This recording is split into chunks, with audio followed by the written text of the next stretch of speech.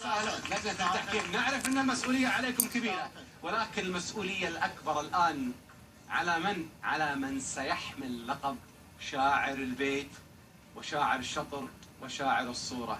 الكل ينتظر الآن منو يبي يكون شاعر الصورة. الآن سأطلق باب إعلان النتيجة لشاعر الصورة، وأقول شاعر الصورة اللي كتب واستحق وتربع على عرش، هنقول قول شاعر الصورة. تو انت مين نقول قول لا ما بعد حرق اعصابهم. لا والله ما يستاهلون كلهم. انا اقول شاعر الصورة هو، ولا بعد الفاصل؟ لا اعطونا شاعر الصورة، خلينا نقول له الف مبروك. نعلن من هو شاعر الصورة.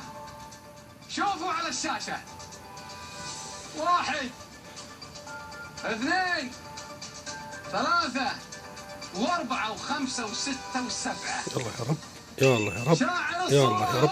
رقم 4. ألف مبروك. متعب ما شاء الله، تستاهل يا متعب، ما شاء الله ما شاء الله ما شاء الله، تستاهل يا ابو نصار. الف مبروك لابو نصار من ولاية ميرلاند. نقدم أسماء التهاني والتبريكات. المتعب ابن دهام النصار الشراري، ألف مبروك يا أبو نصار، ألف مبروك. لحظة الإعلان مباشر عن الفوز. ما شاء الله الكريم، تبارك الله، لا إله إلا الله. ما شاء الله.